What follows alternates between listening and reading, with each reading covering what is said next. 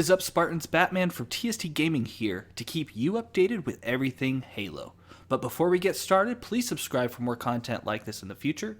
And today, we get to hear how our feedback from the first Halo Infinite tech preview was received and what is changing. There's a lot to cover, so let's dive in. Now, they do state before they get started with our technical preview outcomes that this list may not be 100% exhaustive with every single piece of player feedback. It does represent the most common trending topics we observe via forum posts, social media, video content, and official insider surveys. They did say in general there are 3 possible outcomes for a given piece of feedback. The item has already been addressed, the item will be investigated and addressed later as possible, or the item in question is behaving as intended and no changes warranted. They said, as you'll read below, the vast majority of outcomes in the tech preview feedback falls into one of the first 2 categories, with really only 1 or 2 items falling into the bucket of working as intended. Okay, so first up, under the category of accessibility. Positive, they have listed friend or foe outlines, full controller and keyboard and mouse remapping. Now, I don't know if it was a bug, didn't get a chance to remap my controller as I would have liked to. I did see that there was an option to do so. I just figured it was closed off for that particular test, and it would have been shown up at a later date or possibly even launch. Now, the feedback did show as a desire for an auto sprint option, and feedback desire to alter the colors of the damage system color and mark system. Now, the accessibility team's response was, the friend and foe systems outlines are a key component of making Halo multiplayer more accessible. As iconic as the red versus blue system is, players with color blindness were always left at a disadvantage in previous titles. We are pleased to see this feature help so many players out during the tech preview. The Sandbox team should have more to share about IFF further below. While we believe that full controller and keyboard mouse remapping is great for all players to allow for more player choice and customization, we're specifically excited about how these settings allow players with disabilities to remove barriers that previously existed with a limited set of control schemes. We wanted this title to be fully compatible with the adaptive controller on Xbox as well. We are really excited to involve our community in working on improving accessibility. 2 pieces of feedback we saw from the flight were to add a auto sprint option so that players don't have to hold a thumbstick forward, which can be difficult and even painful while sprinting longer distances. The other feedback item was to have the colors of the damage system color and marks from the mark system have their own color options and settings similar to the IFF colors. We agree and we love these suggestions, and although we won't be able to get them in for launch, we're already tracking them for future accessibility additions post-launch. So, the second category, audio. Music, positive. Players love both menu and multiplayer music. Audio team response, we literally love to hear this. We're bringing a fresh style approach for our multiplayer modes on Infinite by combining Halo melodies with a post-rock genre. We're very pleased to hear that our community loves this new approach, and we can't wait for you to hear even more, yes, there is a lot more, and what is in store for both campaign and multiplayer modes. In-game audio, positive. Weapons sounded powerful and really added to the experience. Feedback. Players wanted the Needler's audio to sound more crystallized. Feedback, granular controls of each in-game voice, personal AI, Spartan chatter, multiplayer announcer. Audio team's response is, the audio team has spent a lot of time to deliver impactful gun sounds in a clear soundscape to make the combat experience more fun and immersive. So we're very excited to find many words like impactful, satisfying, or crisp. We also brought back some of the classic Halo sounds such as shield recharge and plasma pistol charge, and we're excited that many players enjoyed it. On the other hand, we did see some players pointing out that a couple weapons feel they are too far from the legacy sounds. Some player wanted more of a crystallized or glassy feel on the Needler, for example. Thank you for the honest and constructive feedback. We are continuing to iterate on the sound design for the Needler and Plasma Pistol, primary fire, along with the enhancing the Gravity Hammer sound now. We're preparing to deliver in-progress version of these new sounds for the next public flight, so we're looking forward to hearing your thoughts on these updates in the next round. Players also expressed interest in having more granular controls for what sounds they hear in-game, especially when it comes to the various in-game voices. We won't get that granularity until after launch, but we in the multiplayer team agree with exposing this option to the player. They'll have a little more to say about this in the section below as well. Next up, we have the live section, Battle Pass and Challenges. Now, this is a hot topic, and I did detail this in a video about what they had announced before. So if you want to listen to what I said on that video, I'll be posting a link to it in the description below. Battle Pass and Challenges, positive. Players are still enjoying the idea of a permanent Battle Pass. Personally, I fully agree, as it should be, and hopefully other games like Destiny will follow suit. Feedback. Are challenges the only way to progress? Feedback, double XP boost timer counting down while in menus. I don't remember seeing anything about double XP boost timers or anything like that, but that's good to know. The live team response. During the tech preview, we wanted to test the functionality of our Battle Pass, which leverages our challenge system services. This Battle Pass was not a full season Battle Pass, but rather a much smaller one designed specifically for this flight. From a technical perspective, we discovered that there was a misconfiguration in our challenge offering, which eventually prevented new challenges from popping up to players after they completed others. This was not intended and should be addressed before the next flight. From a player feedback perspective, we heard the request to return XP per match outside of challenges, as well as to have XP boost timers only count down while in match. One of the items that wasn't fully there in the tech preview is our daily challenge model that provides challenges along the lines play X number of games that will repeat throughout the day. These challenges are replaced after completion and provide a regular XP drop for your Battle Pass for just playing matches and having fun during your sessions with Halo Infinite. The weekly challenges are where you will see your more specific challenges you might recognize from other games. For example, get 10 kills with a battle rifle. There's a significantly greater depth with the weekly challenges than you saw in the tech preview that we will go through in the future. As for the XP boost timers counting down while out of a match, we'll be looking at improving this experience post-launch. Progression is an area that we will continue to improve and grow over time, and we will have even more to share here later this month. So it sounds like they're not really changing it based off of the feedback, which if they're not, I think that's a poor way to do it, because it sounds like what they're saying is they're going to say play X number of games that repeat throughout the day. So you can do it multiple times, right? So if let's say it's play 5 games, which I think is a common one we see in the Master Chief Collection right now. So you'll play 5 games, and that's when you'll get your drop. So it sounds like they're not going to change it. If it's 5 games, in order for you to get your XP, you have to get 5 games. This is still a very poor way to do this. This actually kind of upsets me because I'm actually reading this in detail as I'm recording this because I want my reaction to be very genuine. This is something I actually thought that they would say, hey, we understand this, whether we can't affect this or change this before launch if we want to keep everything on time, which I would understand. Like, for example, they said, as for the XP boost timers counting down while out of a match, we'll be looking at improving this experience post-launch. Now, part of that kind of also upsets me because of the fact that I have 60 hours logged with Monster promotion that they had, because that means it's going to drain my hours of double XP. Yeah, that is awful. I can't believe that. So I didn't know there was a double XP boost timer counting down while in menus. So if you have 60 hours, you do not want to be wasting your time in menus once it's activated, or if it starts as soon as you play the game, I don't know. Because, yeah, this whole thing is just because if I have 60 hours, not only am I losing time while in a menu, which means I need to be as quick as possible about jumping into games, which is not how you want people to feel, like a rush. But on top of that, double XP hours, okay, well, if I play 4 games in an hour and it takes me that extra 10, 15 minutes or whatever to get an extra game in, especially if we're playing, say, Big Team Battle, which means now I have to strategically strategize and say, well, I'm going to play regular Slayer because those games are faster.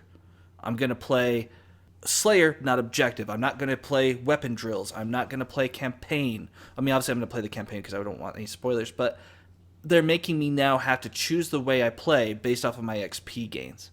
And I don't like that, because if someone spent that money to get the monster drinks such as I did, they should have the choice to say, hey, I want to activate it at this time. And they should at least give us an option to save that. You know, if we're like, for example, Season 2 is when we're going to see the change to the XP boost timer, then I want to save my 60 hours for Season 2. I don't mind holding on to it. I want 60 hours of double XP. But the problem is, if you play X number of games and you're only getting XP when you complete challenges, yeah, that's really upsetting. I really thought that this update here, when they were going through this and what they would be changing, would basically nullify my video complaint that I did, my little rant I did in my last video, which I basically just repeated now. Oh, that really pisses me off. That's not great. Please let us know in the comments below if you are just as frustrated as I am about this. Because, again, in my other video, I mentioned that they've come from a very player-first mentality with permanent battle passes and free-to-play and everything like that. And then they just say, oh, but by the way, you're not going to get per-match XP. You have to play this many games to get that XP. You're going to get a huge drop. Why not just remove it altogether and just let us get it per match? If let's say you get 1,000 points per match or whatever it is, okay, 1,000. 5 matches in a challenge, that's 5,000 XP. So if I play 4 and I have to leave to go to work or whatever it is, I'm SOL for those 4 games because I don't get to play till the next day for whatever reason or life gets in the way. And that was part of the whole mindset between the whole battle pass was people, we don't want you to feel like you have to grind this as a job. Well, now you're saying I have to get 5 in a day, and now you're giving me a quota I have to fulfill in order to even get my XP for the game, for the day. Oh, okay. Well, I'm not going to get anywhere there. So, moving on. Sorry for my rant, but it needed to be said, and that's very frustrating, especially for those players who spent money to get the double XP. It just compounds the problem for me. Moving on to the next section, we have multiplayer bots and bot arena. Positive, bots were intelligent, fun, and challenging. Positive, bot arena is a safe environment to learn. Very helpful for learning the layout and flow of maps. Feedback, bots were too accurate when shooting weapons and throwing grenades. Feedback, bots all went the same way to start, could get confused while moving on the map, and didn't use equipment enough. Feedback, Spartan bots weren't much better than ODST bots, and players wanted them to be difficult. I kind of agreed. It felt like once you went ODST, Spartans weren't that much better. So this is their response from the multiplayer team. The reception to bots was amazing and almost overwhelming. We were so happy to see that our bot combatants land so well with the community, but we recognize there are elements we can make even better. We'll be toning back those perfectly placed grenade bounces at lower difficulty levels because they were more accurate than we'd like. We're also looking into tweaking the gunfire accuracy a little bit, but not too far to avoid making bots too easy, especially when a 4th less challenging recruit difficulty already exists, but wasn't in the tech preview. Players also noted that bot behavior was not always in line with their expectations in a couple of areas. A common issue people were running into was the initial routes bots were taking off of spawn. While this led to some amazing clips and the bot teams getting wiped early, this was something we knew about going into the flight, and we already have some extra logic in the works to help break them up a bit more and perform more like a squad of players would. We also heard feedback of players wishing the bots were more effective with equipment. This will be an ongoing area of improvements for them. Replicating all the bonkers behaviors players are capable of pulling off with the equipment is a nearly impossible, but will continue improving on how they replicate player actions with the tools in the sandbox. Another note was that bots could get confused and stop moving mid-combat. These bugs happen for a variety of reasons and is something we are continuing to improve as we push to release. We resolved a lot of the big ones and will continue to iron out other issues with their movement as they arise. They'll only get better over time. I wonder if they're going to come out with a mythic difficulty one. That would be pretty dope. Or something to that level where it's even beyond the Spartans. But if they're going to make the Spartans step up, let's see what they do first with that. Lastly, we've heard the desire to have bots that are even more difficult than our Spartan bots. Oh, that's funny because I just said that. There were definitely some turning off with Spartan bots that made them underperform, but they are still meant to be training partners, not esports pros. While teaching players is our primary goal of bots, it would be fair to say in the future we want some bots that are maybe less sparring partners and more fight night contenders. Another thing I would actually like to see them change is the armor color for the Spartan bots. Whether you could change that or if it's just a general setting, I don't think it should be blue or red. Just make it like a gray. Because for me, red and blue I think is going to be a very common color scheme that a lot of people are going to use because they're just so used to it. So if you always love being red, you're like, I'm a red Spartan, it's versus blue team. That's fine because their armors were blue. But for me, I prefer being on blue team or blue Spartan. It goes with my armor set. So my team is blue, enemy team is red. Well, they were wearing red, and I'd see blue. It was a little disconcerting. I did try to switch it out. It didn't really work as well, but hopefully that's something they can also address in the future. Maybe it just didn't get mentioned. Next up, weapon drills. Positive, provided a great environment for learning weapons. Players had fun and enjoyed sharing their weapon drill scores. Feedback. Desire to teach alt-fire modes more clearly. I actually agree with that. Feedback. Some players want a way swap between weapon drills more easily. I can see that. Like hit X and to just hit the next level instead of having to go back out. Some players wanted untimed weapon drills. Ooh, I like that. Players wanted more equipment and movement drills. I did mention that actually in my feedback video. I thought learning how to use equipment, maybe having like a parkour course for the grappling hook would be really cool to play around with. So that would be actually really cool to see what they can do. Maybe even having some weapon drills that you can customize. Maybe not at launch, but maybe in like season 4 or whatever, where you could customize it and say, hey, I want this weapon drill to have shotgun, sniper, like any UNSC weapon, or maybe just all precision-based weapons, and it's no timer. And you can just have a table and it has all the different ones off to the side, or you can, something like that would be really cool. Multiplayer team response for weapon drills were, weapon drills similar to bots were a new addition to the multiplayer experience for the game. It was cool to see the community engaging with the feature. learning the toys, and pushing their skills. Improved teaching about alt fire modes. Yep, we agree. We're going to be doing a pass on the information and the quick tips to better explain the elements of different weapons in each drill.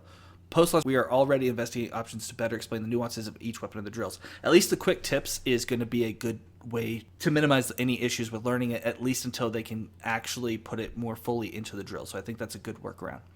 Swapping between different weapons is something we plan on working with our UX UI team post-launch to find ways to reduce friction there.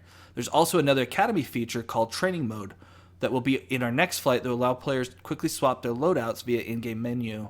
That would provide another avenue for players to be able to experiment with weapons and more while fighting bots and maps. So that would be cool to see. Maybe that's how they're going to do the customization, is saying, hey, settings, boom, boom, boom. But I feel like in the long run, they should just make it where, yes, you have that option, but also if you want it to be just a shooting range with all your favorite weapons. Untimed weapon drills, yep, already slated in our post-release list, so it won't be at launch, basically. Drills for equipment and movement. Post-launch, we are plotting various drills for a lot of other mechanics, such as grenades, melee weapons, equipment, and vehicles. Basically, we want drills to let players test everything in the sandbox, and that's exactly what I wanted. It's reassuring to hear the community enjoyed weapon drills so much they wanted more out of just about every aspect of them. Rest assured, we'll continue to deliver that more during the lifetime of the game. That's actually really good feedback, because I do think if they could seasonally start adding a few more things to not the sandbox, but a few more things to the academy drills, a few more things to multiplayer, a few more things to PvE maybe, and regularly start adding more things for us to play with, new weapons maybe in bigger expansions if they go that route, same as Destiny, which I think they will. Next up, combat sensor radar. Feedback. Some liked the combat sensor, though most found it confusing. Feedback. Some wanted height indicators as well. I could see the height indicators. It would definitely be more helpful on maps like Recharge, or even Bazaar in some cases. Multiplayer team response. The combat sensor or radar that sits at the bottom left of your HUD followed a different set of rules than previous Halo titles. It only displayed enemies when they were sprinting or shooting, which was more in line with Halo 5's threat tracker. We knew that this implementation was going to feel different, maybe even a little contentious, and that's why we wanted to get feedback on it as soon as possible in the tech preview. While some appreciated the new approach, we found that most players missed the old properties in these social matches. We've updated the combat sensor to feel more like the motion tracker of old, which shows all movement besides crouch walking, and should have that ready for folks to test on the next beta flight. Be sure to keep an eye on it and let us know how it plays. That's fantastic. That's exactly what I want, is the original sensor. Even if they don't give us height indicators, to me that's an additional thing. I don't know if it's necessary in Halo, but I do love the fact that they are going to have that ready for the next flight, because that was a big thing for me, was the radar. Personal AI, positive. People loved having their own personal AI for the first time. People loved customizing their personal AI. Feedback, desire for more customization options, separate voice from the body, more shapes, more voices, more colors, which I'm sure was already in the plan. We just got probably a handful anyways. Feedback, desire to preview a personal AI's voice and personality in the lobby, absolutely needed to happen. Feedback, desire to increase the variety of their lines. I could see that. Maybe change their personalities to tweak, like a little bit more fun versus a little bit more serious. I think would be a cool bar if they could kind of give us that scale that we can create, where if we like their voice, but we want them to be more serious, not making jokes. But if we want them to make more jokes, kind of ramp that up. Feedback, desire to control how much the personal AI talks, including turn them off. Multiplayer team response. When the tech preview launched and everyone started sharing their personal AI, it was a blast to see which one everyone picked. We loved them all, and it was great to see the different personalities resonating with each of you. As the flight progressed throughout the weekend, though, we started to see some themes and feedbacks emerge about the current implementation. Luckily, most of the feedback centered on a desire to have more control and customization of the personal AI experience. In terms of more customization, we're looking to support different models for personal AI, as well as different customization options to make them feel more personalized, from the core shapes such as hats, props, etc. We also plan to continue to expand the roster of AI over time and have a few in for launch that the world hasn't seen yet. We agree that previewing a personal AI's voice and personality before you take them on the battlefield just makes sense. Fortunately, we've already been working on this, and it should be in our next flighting build, so be sure to test out in the lobby beforehand. I felt like it was something that they'd probably already fixed before we even got to there, because we were playing with the late May build. There was also feedback around the same lines popping up repeatedly, and we agree. After the tech preview, we looked at the frequency of personal AI lines as well as Spartan chatter lines like over yonder, and have already made adjustments to reduce how often they're repeated. This work should be reflected in the next flight. We are also interested in adding additional line variants for each AI post-launch to keep their lines from becoming too repetitive. That's actually brilliant. I like that. Lastly, players expressed an interest in controlling how often their personal AI spoke and what kind of information they spoke about. This isn't something we'd be able to do for launch, but we'd like to give more control to players over the frequency of flavor lines, as well as increase, decrease informational lines, such as weapon pickup lines. This has a lot of benefit for players wanting more to help make the game more accessible to them, or even just turn different types of feedback off all up. Medals. Positive. New medal events such as Ninja, 360, and Bank Shot were loved. Positive. Players love that certain medals get called out in the event feed. Feedback. Many players were worried about the size, placement, and art style of the medals. Multiplayer and UX UI team response. We were glad to hear that the medal events, especially the ones that get called out in the event feed, were received so well. However, we can't talk about medals and not acknowledge the feedback and chatter about the overall appearance of them in the game. A lot of the focus was the size, placement, and overall art style. We agree that there's more work to be done here. We're going to do, and we'll be going after what we can before launch. We are doing a revision now that preserves our difficulty tiering colors and iconography, but nudges the visual treatment towards more a classic Halo skeuomorphic medal design. You may not see these medalified medals in the next flight, but we're pushing to get them in for launch. They definitely made them bigger, make them stand out. I don't know, they don't show very many here. They just show more. It listed under killing spree, modes, skill, and style. They just make them a little bit bigger. So we'll see. It'll be cool to see how they actually look once we get the update, hopefully before launch. But again, they said it won't be available in the next flight. Sandbox, friend or foe recognition player outlines. Pro, accessibility and customization options. Feedback impacted shield and overshield readability. Feedback desire for more options, including the ability to turn them off.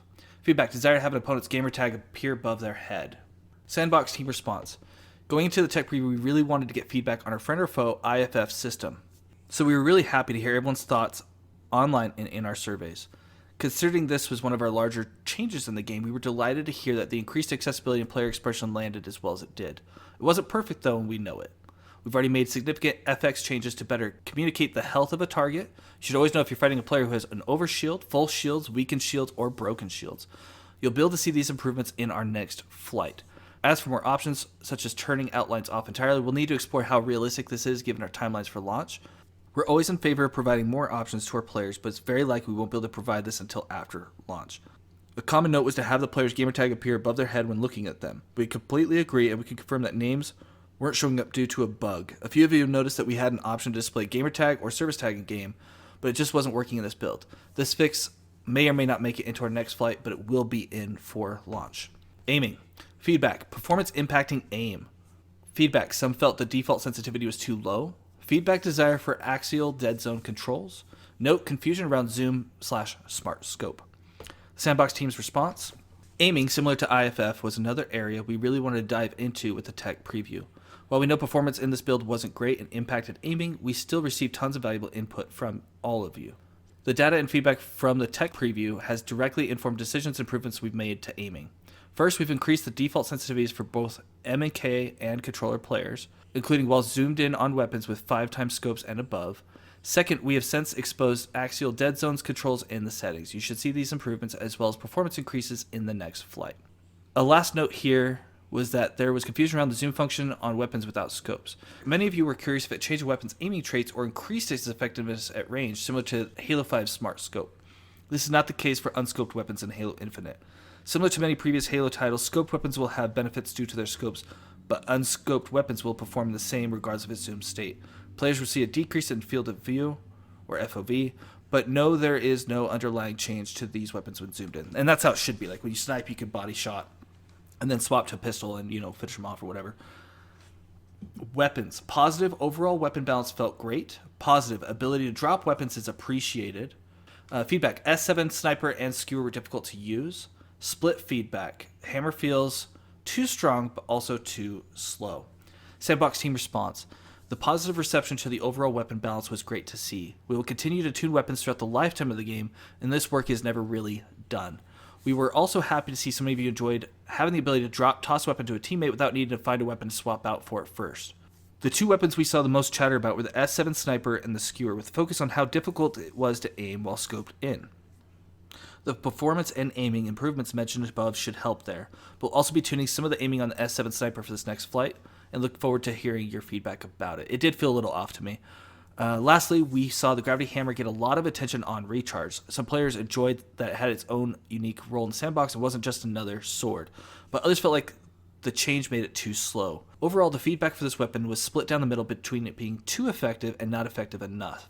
As a result, we don't plan on making any major challenges and we'll continue to monitor it. That's probably the best idea, because I do like that it's stronger. It's not just another sword like they said, but it was a little slow, but that's because it's more powerful. So I think it's got a balance to it, that a cost-effective balance to it.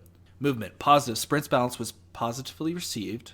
Split feedback, players wanted it to feel smoother movement and less warping. Note, screen shake was too much even when turned off in settings. Sandbox team response. Movement with sprint in particular has been a hot topic in Halo for quite some time now. In Halo Infinite, we took a different approach to balancing it.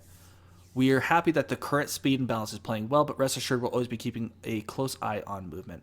While we did see some players say the movement was smooth, there were some players that noted that it felt clunky, which I agree.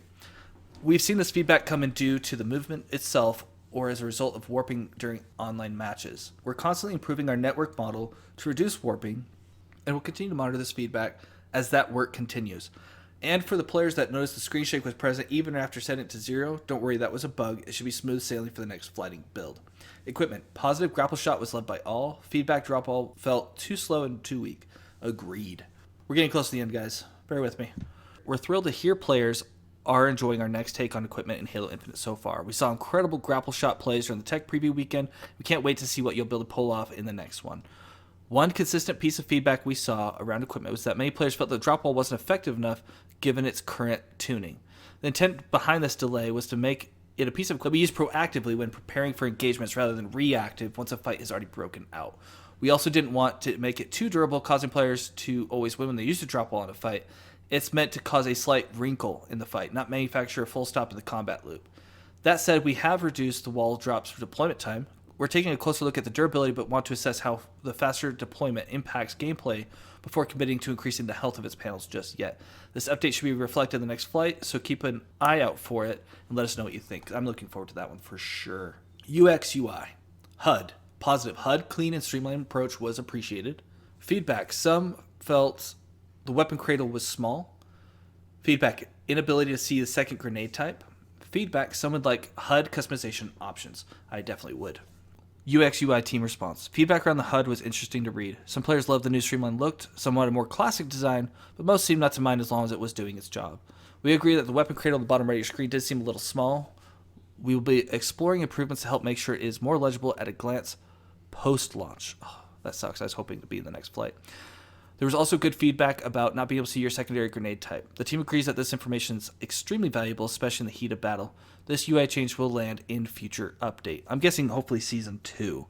They want to get everything ready for launch and just basically as is, just to pump it out, which I get. And then everything else is Season 2 and beyond. That's fine. It is what it is. Anytime we change things in Halo, there are always some players who want the option to keep things the way they used to be. The HUD is no different. This feedback was expected. We saw a ton of fan mock-ups, and we agree with providing more HUD customization options down the road. It's not something we could pursue for launch, but it's something we are interested in continue to evolve over the lifetime of the game. At least they're giving us options down the road. I'm cool with that. I can hold off. I'll be playing regardless, let's be honest. Menus. This is the final one before their conclusion. Positive. Overall presentation received positive feedback. Feedback, scrolling, and customization. Feedback, customization items were difficult to equip. The UX UI team response. It was great seeing people sharing pictures of their Spartans hanging out by the Pelican while waiting in the lobby. It was also good to see players navigating the entire game without limitation while searching for matches. That said, we did notice there was plenty of feedback around the customization menu in particular.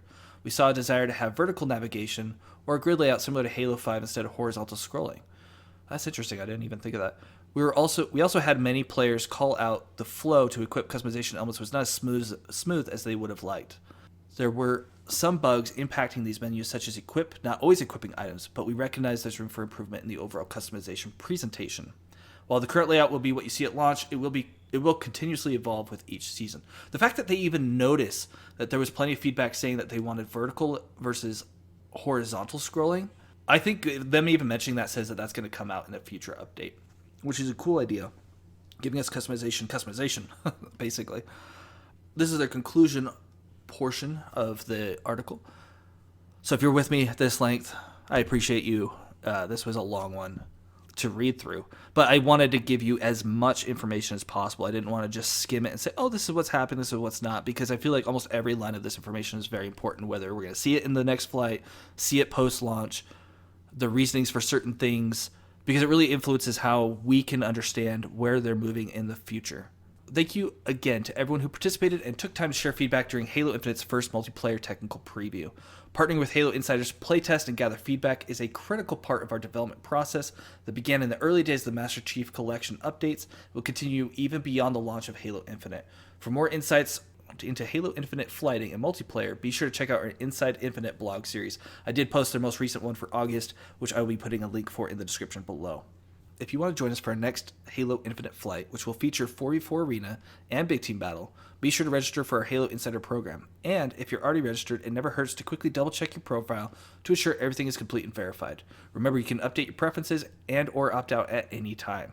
As a reminder, Halo Infinite multiplayer is free to play on Xbox and PC, and we've just opened up pre-orders for our most expansive campaign yet. You can play them both later this year when they launch on December 8th, 2021. Thanks for reading, and we hope to see you in our next multiplayer preview. I'm pretty confident if you were in the first one, you're going to get another invite, because they maybe want to say, hey, you had experience with the first flight. Now what do you think of the second flight? As well as they said, they're going to be putting even more people. So I think it's only going to get bigger from here. I'm going to predict that the next flight will be sometime in the end of September. Right now, in the middle of a flight for Master Chief Collection, and I don't think they want to take away from that. Plus, they're going to be fine-tuning it as much as they can in shutdown mode. So I would say sometime around the end of September, I would expect to see a flight. Hopefully, September 30th through the 3rd of October or something like that would be perfect, I think. Oh, if you seriously made it through here, thank you so much. I really appreciate that. I know it can get really dry trying to read everything, but again, I wanted to give you as much information as possible without having to have you actually read it, because, for those of you specifically who are watching this because they don't like to read the articles or they just are more auditory, which I completely understand, especially for those who listen to us through podcasts, which again, thank you for your support. Anyways, thank you again for listening. I really appreciate it. And that's all we have for today. If you did enjoy this video, please like and subscribe. Thank you for watching TST Gaming, and until next time, just play.